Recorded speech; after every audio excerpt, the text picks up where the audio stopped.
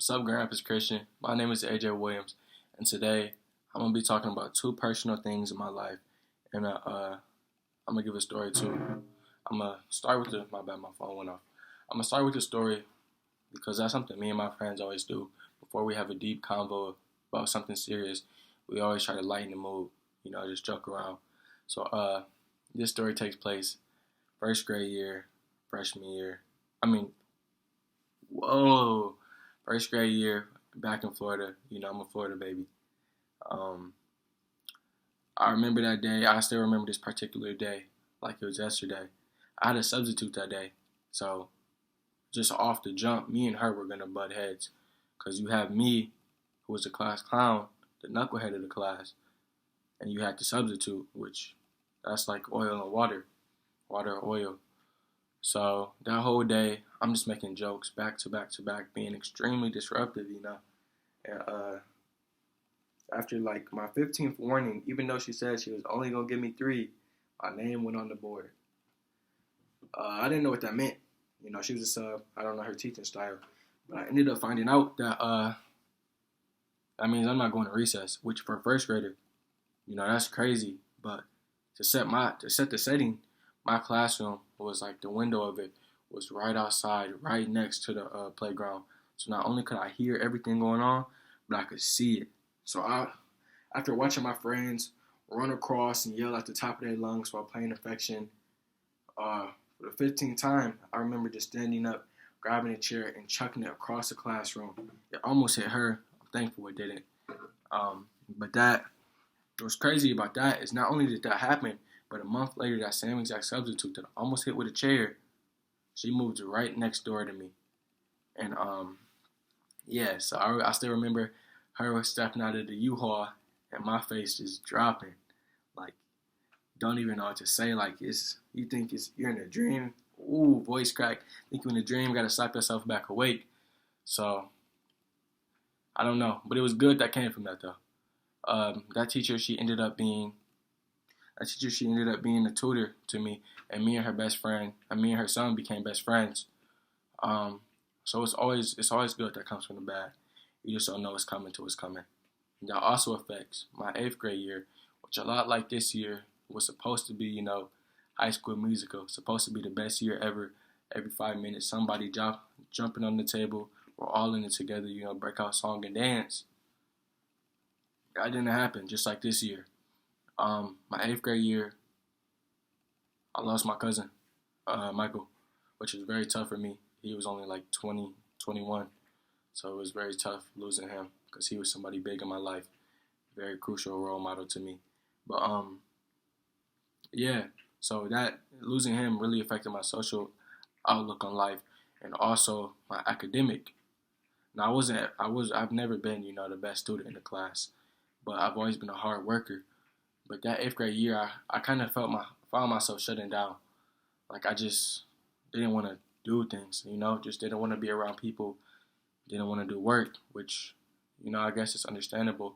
But I think if it wasn't really for my eighth grade teachers talking some sense into me, well, not like that, but I don't know if you guys remember, but for my school, we had report cards, and at the end of that year, I remember everybody on my all of my eighth grade teachers all talked about how much they loved having me in class, how much of a wonderful student I was, and how they couldn't wait to hear great things about me in high school, which was, major for me because that had been a very tough year in my life.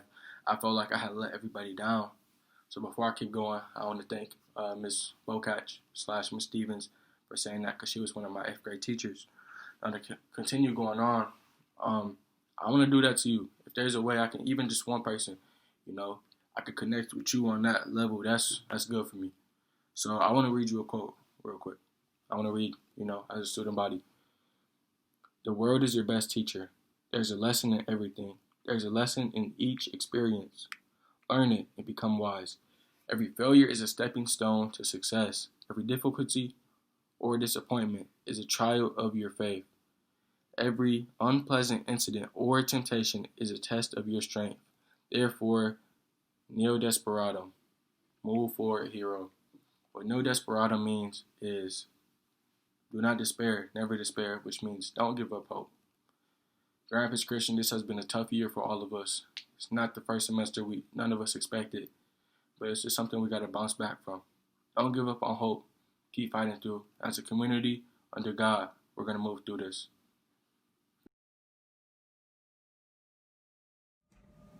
Hi, I'm Tyler Ramirez, a senior from Grand Rapids Christian, and I'm here just to share a little bit about my faith journey and faith story with y'all today.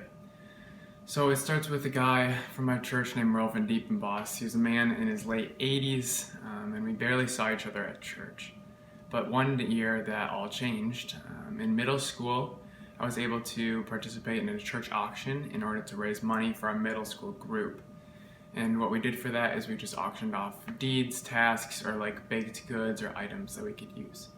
I decided to auction off some cookies since I love to cook, and I thought it'd be an easy way just to get connected with someone, but really just to make some money for our middle school group so that I was able to go on a nice trip and just fund it for the rest of the year.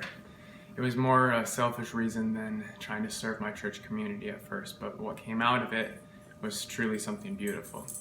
I started thinking about this a month before it happened probably, and then once the church auction happened, Merle Van Diepenbos bought my cookies. Now, I had seen Merle around church a few times, but I didn't really know who he was, and I'd never met his wife Mary either. The first few times that I delivered cookies were easy and simple. I just went and dropped them off at their porch and walked away. They started sending me cards though after the third time of the cookies arranged in a certain order and saying, "Thank you so much for all that you do, for giving us these cookies. We love starting to get to know you." And so that was a cool shift in our relationship, where they finally reached out and said that they were interested in me and me was interested in them.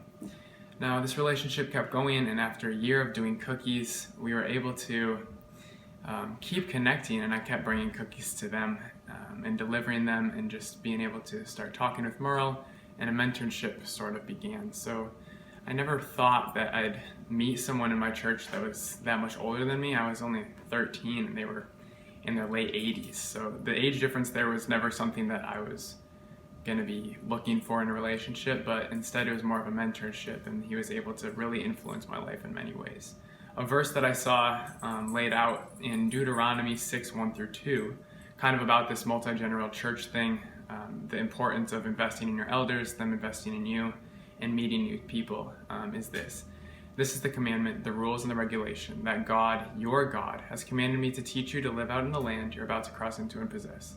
This is so that you'll live in deep reverence before God, lifelong, observing his rules and regulations that I'm commanding you, that you, your children, and your grandchildren living long, good lives. This is interesting because it shows grandparents, your parents, and then our generation all living together in order to glorify God more.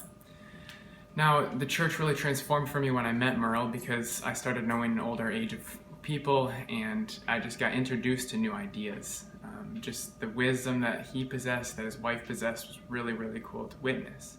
Merle was diagnosed soon with a high stage of cancer, and the amount of times I could see him was less and less, but he still influenced my life in many ways, and the times that I was meeting with him were very, very precious and very formative in my life, in order to realize that church is more about a community than about just going, singing the songs, saying hi to your friends, and heading out. It's supposed to be a deep, invested community that God has gifted us with.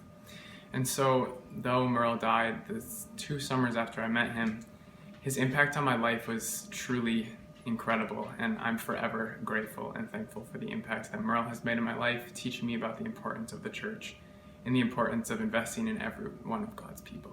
Thanks, y'all. Go in peace.